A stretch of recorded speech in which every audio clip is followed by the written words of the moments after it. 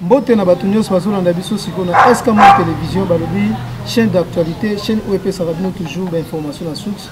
Alors lelo boye tozali na docteur ou babengi docteur Maniko oyo azali docteur oyo akopesa bino d'information ya sika par rapport makambo oyo boyebi épidémie zo dégager biso na mboka na biso et puis toko développer na ye na makambo ebele oyo etali makambo ya mboka na biso. Merci beaucoup. En tout cas kaka ndenge ndeko auti koloba awa atembi lelo docteur ako expliquer biso flo oyo kisi nango soke ebimite et puis tokosolola à propos ya makambo ya fâché oyo elekaki na ndeko Evelyne côté santé. Voilà. Merci beaucoup molobeli ya mboka na benga kayo Tendance Dibinga balobi soldat ya makasi. Bonjour docteur Maniko. Bonjour ndeko journaliste Irano SNO ya kokuta na biso na bino. Merci beaucoup papa na biso Maniko.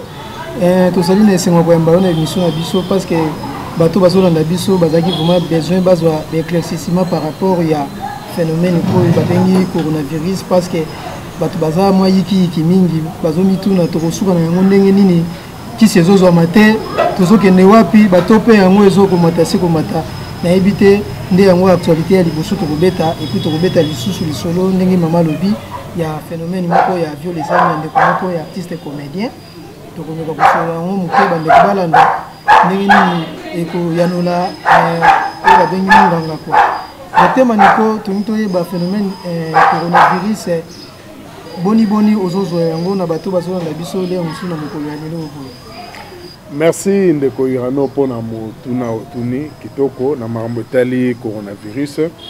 Je crois mbaleleki topesaki mwa historique moke ya virus oyo corona et tolobelaki tina nini bazobenga ngo corona parce que tout simplement virus eza na forme ya couronne eza virus balobi coronavirus ou covid-19 corona ko wana ezali couronne vi wana ezali virus 19 pourquoi parce que tout simplement na 2019 déjà bokono wana esi eravajaki na mboka Asie une partie ya Asie mais bato bazwaki nanu conscience te et bato bazalaki nanu na connaissance exacte te ya virus parce que ezali virus moko découvert pour la première fois en 1960 wana ezali pona historique mais toloba ke ezali virus moko toloba ezali patrimoine ya médecine vétérinaire.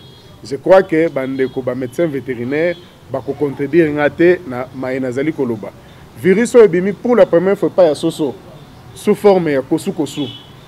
Après soso tokomi na 2002 le même virus s'est manifesté sous forme ya diarrhée et pas ya ngulu. Et après ngulu tokomi na 2012 le même virus s'est manifesté par bangombe sous forme ya diarrhée. Kino 2019 tomoni ba manifestation et kino na 2020 lelo ndenge pandémie oyo ezali ko ravager na mokili mobimba. Mai etali ba recherche banganga mayele ba minganga bazali ko sala ba recherche ezali ko koba mais ezali na ba chercheur oyo bazali déjà na solution entre autres biso yango toyele loko lobela oyo biso tozwi lokola kisi oyo eko-combattre bokono oyo ya corona. Merci beaucoup maman Tendance. En tout cas ton explication précise biso tout to comprendre qui parce que tout moni hotel so akisi na mesa bito ba eza nini ba itisa ndenge ni. OK, merci beaucoup maman journaliste. Kisi oyo tozwi ya corona après ba recherche na kolobana nous que tozali une ONGD. ONGD Bonkoko boyoki bino nyonso tolingi ko perdre ba trace te ya ba ancêtre na biso. C'est vrai mondela yaki na médecine na ye moderne tozali pe un pur produit ya médecine moderne en tant que médecin ya science moderne mais tolingi ko perdre ba trace ya bokoko na biso te. Pourquoi? Parce que tout simplement bakoko na biso bazalaki ko bika to ko se guérir toujours par les plantes et ils ont bénéficié d'une longévité de vie incroyable. Lelo ba produits synthétiques to ba médicaments ezali ko teka na pharmacie tozo constater que ezali ba poison na ndenge totangi pe na classe l'une des définitions il y a médicaments bakolobela bino les médicaments sont des drogues et on vous dira aussi que le médicament est un poison. médicaments synthétiques ezali non seulement kokende ko trouver solution à la maladie, mais ezali pe kokende ko toucher bisiko ezali concerné te. Ezali pe kokende ko simba bisika oyo maladie ezali te. Pe ko créer ba maladie mususu to ko boma ba cellule mususu. Alors que avec ba produits naturels ezali kokende ko simba esika maladie ezali pe kokende ko sekisa to ko lamusa ba cellule to ba tissu oyo elalaki pongi na kati ya nzoto ya mutu ya maladi. Et bakisi ndenge mama uti kotuna toza na kake kisi yango oyo kake liboso tolobelaki Jovicas na ndeko Irano. Jovicas yango oyo ezali kisi ezali ko traiter bokono ya sida. Et je mets tout le monde au défi en une année seulement de traitement. Jovicas yango oyo na une année kaka ya traitement mutu ya biki. Mais tous les 3 mois, nous avons contrôlé l'immunité. Donc ça fait 4 fois, dans une année, nous avons contrôlé l'immunité, tous ces 4 années. Si vous avez traitement, tout cure. Kake ezali une invention ya ONGD Bonkoko. Tolobai ke tokola la pongite, ke sengeli toluka. Po batu ba bengi biso mingi. Balobi bozali na solution na maeta li sida. Kasi pona corona bolobi nini. Yango to sala ki ba recherche pe to komi na résultat oyo en association na baninga po tozali ONGD OSangisi des éminents professeurs et universitaires ba médecins neti biso ba pharmaciens de formation toza na ba biologistes pe ba chimistes même les agronomes et les tradis praticiens toza ouvert na ba tradis praticiens po bazali na ba recette oyo médecine moderne ezali na yango te. Et je le dis sans risque d'être contredit, eza na ba maladie ebele aux médecines modernes ezali impuissantes devant la maladie wana. Et on constate que la médecine moderne ezo kokate ko guérir ba maladie kilikili. Nazora mingi ka hémorroïde, nazora mingi pe baka neti ya ba asthme. Donc voilà un peu kake yangoyo ezali disponible, c'est un produit liquide buvable. Malade azana besoin il y a 2 flacons.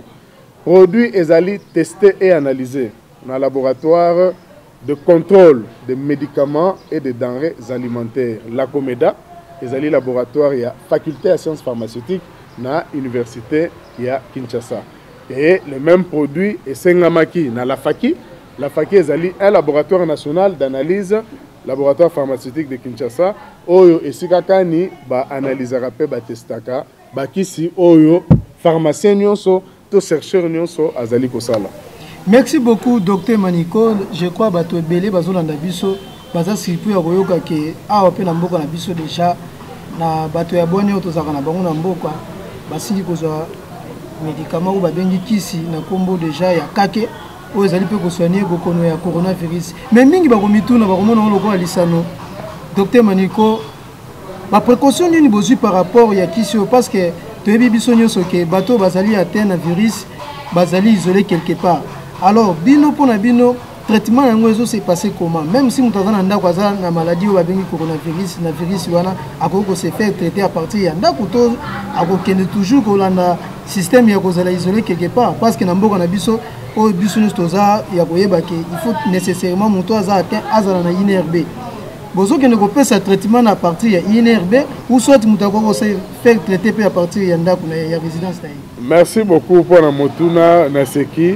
Tout simplement parce que il n'y a pas que l'INRB né et coquille pour déclarer mon malade. To kaka INRB n'était coquille pour traiter. Tous en a site au babengi quarantaine. Quarantaine ezali na hôpital de référence à Kinkole. Hôpital ya amitié sino congolaise ya Njili. Tozali na cinquantenaire ezali peu comme site ya quarantaine. Tozali na Vijana ezali peu comme site ya quarantaine à na Kabinda.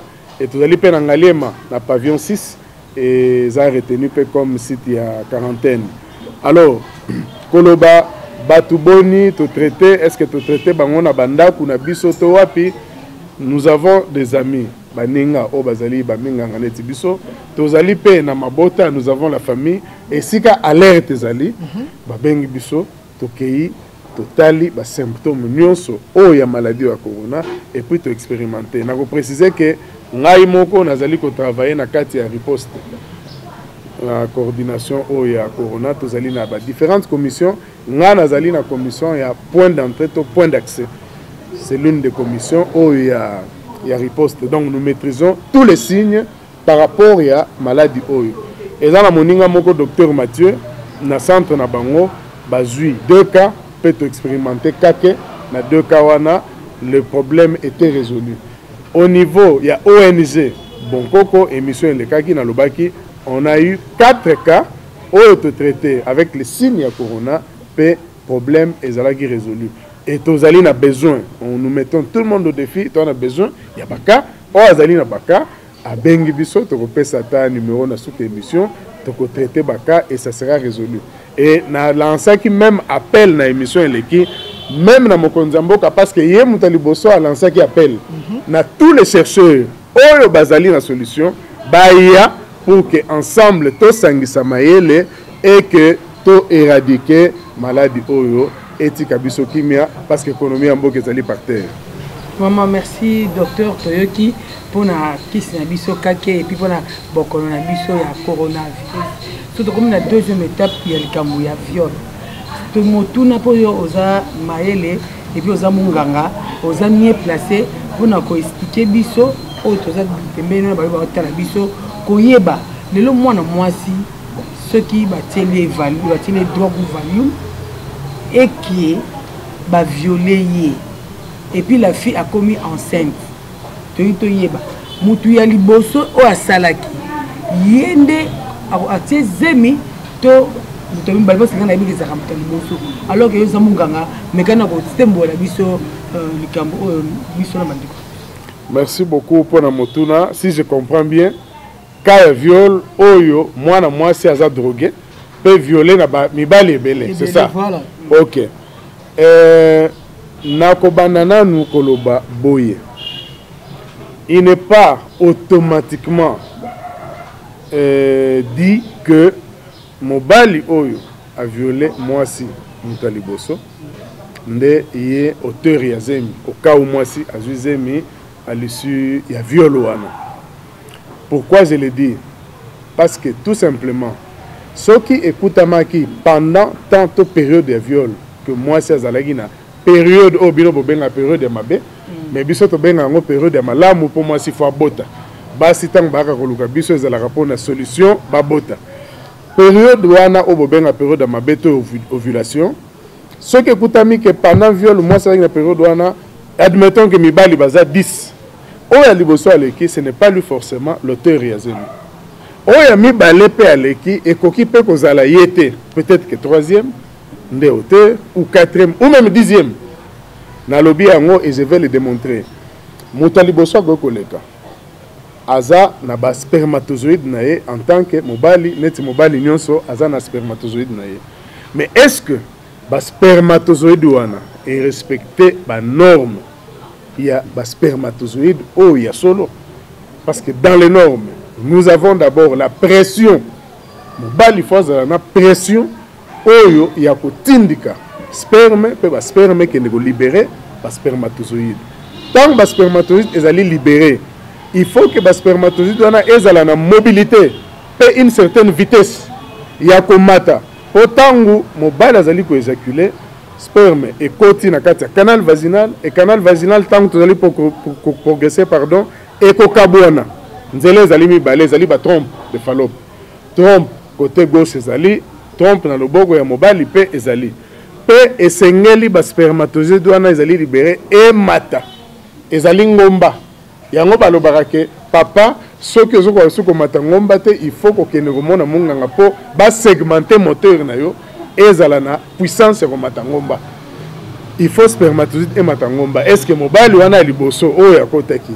azalaki na pression est-ce que aza segmenté pour ka mata ngomba ngomba na tango bozali kokende pona kokuta na siko esika ba ovaire vandi ba ovaire ya mwasi pendant la fécondation pendant l'ovulation et libéraka auto bengi ba ovule ovaire ezali ya kokanga maboye il faut sikoyo ba spermatozoïde o ezoya wana tout autour ya ovaire ezala pe na forme pointue c'est-à-dire mutu il faut ezala songe neti stylo mais beaucoup plus pointu que stylo tokomelaka ce que ezali pointu tangu ovaire ezali kofungola porte fungama munene te ekofungama muke soki spermatozoïde ezali songe koti pe ovaire akangi ovaire azali kolibere baovule leur wana mais soki spermatozoïde ezali oyo tobengi forme macrocéphale c'est-à-dire mutu munene spermatozoïde ya kisimbi espace ya muke oyo efungwami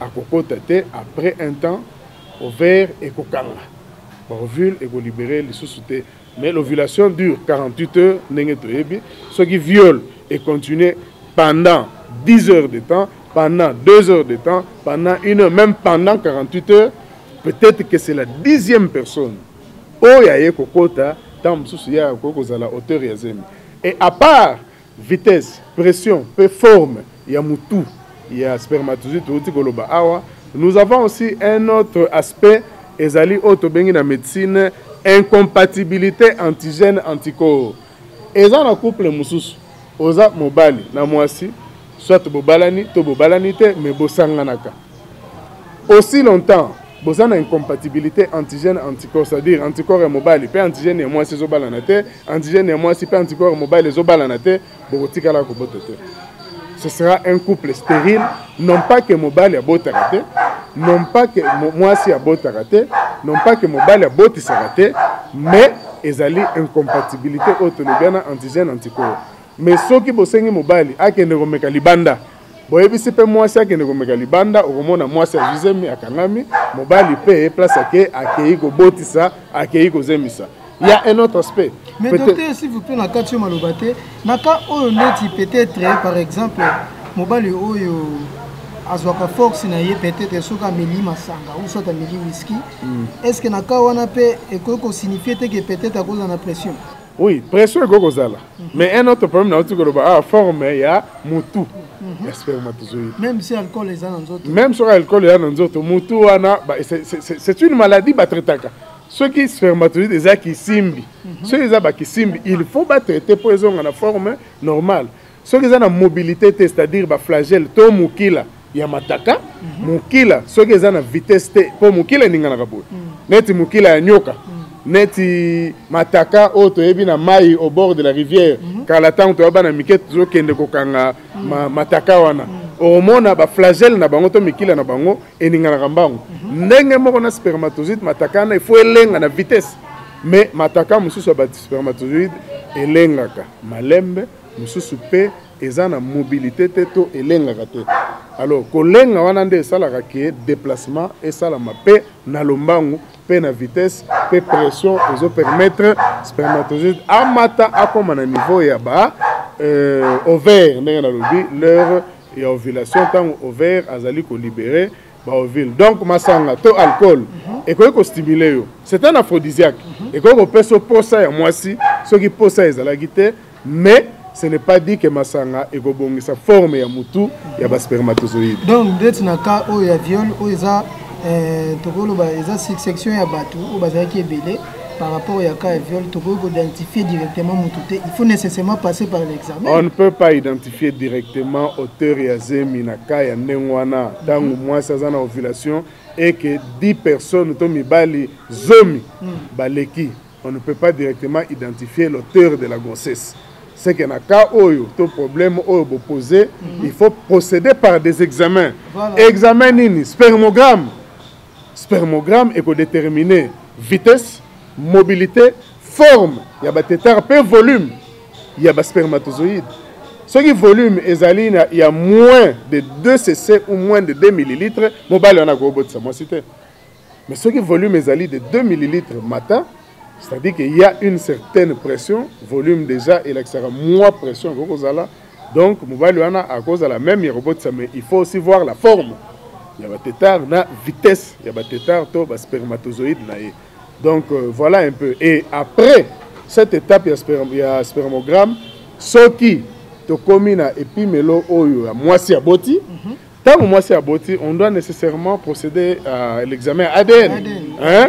ADN wana bazui makila moisi pour rotala qui est l'auteur nani papa. Mais na ka viol nenge bakanga. On doit d'abord arrêter naza magistrat, naza mutu ya mibe côté, mais il faut bakanga groupe news ya batouana pour raison d'enquête. Ah bon? Okay. Voilà. Vraiment, j'espère que le docteur a expliqué donc on a vu motuna oyo et bien na banda ku bomi tungisa meki nango posé ko zeke to tuna no motuna et pas docteur a expliqué vraiment clairement donc ça douter même ça aux amis donc tu comprendre alors que nous ne pas docteur bon à si c'est le cambo malgré ça magistraté vous avez bien côté mais tant que mon ganga pour passer l'examen il faut pas tout bazaki place pour raison d'enquête oui n'habitez que irano ce que c'est la motuna monsieur docteur oui merci beaucoup tandis dit binga na motuna au lobby et puis n'engana tout na docteur elo moko esuka donc à vrai dire si peut-être bakokanga batu ou soit mutu et que ça par erreur parce que ça jusque là na réseau d'enquête ce qui bakangi mutu moko eza erreur ce qui réellement n'est pas ici de Sewana ce qui réellement 10 personnes ba viola qui moi na moi si oazemi on doit arrêter toutes les 10 personnes ce bakangi kaka mutu moko ezali faille côté la justice. Merci beaucoup docteur Maniko. Comme na biso presque na suka émission na biso kasi ngena zonga mukie na médicament na biso babengi kake parce que ebele bakotuna ndenge nini bakomela yango parce que toza pe misika bamboka misika tokozwa yango ndenge nini et puis ezana ba conséquences té parce que toyebi que ba effet secondaire ba kisi yango eza tellement makasi ou comment toni tozo mo éclaircissement mukie pa ya docteur. Bon, na lolenge to fabriquera ba kisi na biso ba pharmacien na biso parce que ce sont des pharmaciens de formation. Bakoy même recette ya ba tradi thérapeute ba ethnothérapeute to tradi praticien ba zu ba recette na bango po ba reformuler to po ba corriger yango ba pesa ngo forme moderne et puis ba la mise au point tina fabrication ya kisiboy. Les effets secondaires ne sont pas relevés ni lors des essais cliniques ni lors des évaluations thérapeutiques. Essais cliniques ezali ba essais to salaga et pas ba cobaye to pas ba malade. Évaluation thérapeutique ezali tant tozali ko pesa malade oyo qui se total pas naé qui se répondre ndenge nini to pesi deuxième malade total pas naé qui se répondre ndenge nini to bandi ko ça la comparaison et pas ya malade peut-être to éliminer 3 symptômes sur 5 et pas ya malade to éliminer peut-être 4 symptômes sur 5 et pas malade peut-être to éliminer 2 symptômes sur 5 mais na ligne ko loba que lorsque un produit élimine déjà ne fût-ce que 2 ou 3 symptômes de maladie, ce produit est déclaré propre à la consommation. Par rapport aux effets secondaires, aux effets secondaires, mon côté. Pourquoi? Parce que devise nabiso ezali nini nakati ya ONG de Bonkoko. Ezali que bakisi nabiso tout en étant naturel, tout ce qui est naturel mais tolingi ezalpe efficace. Et nous n'avons pas relevé naka par exemple autobengara ya tolérance clinique, tolérance clinique c'est-à-dire est-ce que batu nyonso banzoto na bango endémique si wana na batu nyonso to tester jusque là banzoto na bango ba organisme endémique si wana c'est ça la tolérance clinique. Efficacité thérapeutique c'est-à-dire bokasi ya kisi par rapport ya maladie wana ezali pe avéré ezali pe approuvé wana professeur Eric Kamango il y a faculté à médecine à contredire ngaité parce que azali pe moko ya ba membre na kati ya ONG de Bonkoko. Et puis docteur Mouyembe passe au courant yango peut-être. Docteur Mouyembe est-ce que Mouyembe est bien ngo? Le prof Mouyembe c'était un professeur tout ça bazali ba mettre na biso na kati ya médecine to kutani na yena noté boy personnellement parce que na uti ko lobake tozali ko luka tokota na carré ya chef de l'état et lobby na 23h na zalagi na moko ya mutu o ya ko kota biso na kati ya carré de 23h à minuit to so la Guinée longuement na rotanga comme on a été c'est un secret mais azali poche ya mokonzi ya mboka to so la Guinée mingi et docteur Mouyembe c'est un chercheur neti biso a kozala égoïste te pe akoboya te pour expérimenter eloko oyo bana mboka basali. Merci beaucoup docteur ba contact parce que ba te belé ba s'inquiéter déjà ba ba stylo na bango ba téléphone pour nous recevoir ba coordonnées na bino pour nous rejoindre bino par rapport aux médicaments. OK, ba contact ezali tozana plus 243 81 856 43 13 na bandeli pour une meilleure compréhension et audition plus 243 81 856 43 13. Merci beaucoup vraiment docteur Nandenge a expliqué biso en tout cas pour nanga mo ko to suki awa merci na bandeko tout ba oti ko na biso na poko ya lelo ton atongo ya lelo ton midi ya lelo vraiment merci infiniment sur du vidéo oyo ko bomba te partager aimer donc et comme ça la kaka malamu numéro na ngeza plus 243 89 96 25 430 plus 243 89 96 25 430 ou alors nous moto. Merci beaucoup Trandes Dibinga ezalaki wana wabino et puis ndeko na bino irano ki ala pe lisusu to sengi bino ba merci belé ndenge bozaki tala bino kolanda biso bo hésiter te ko benga biso ba numéro za affiché et puis to sengi toujours bo s'abonner massivement ndenge kaka bo s'abonaka ngana bino to monani mikolo zali ko ya bye bye bye bye, bye.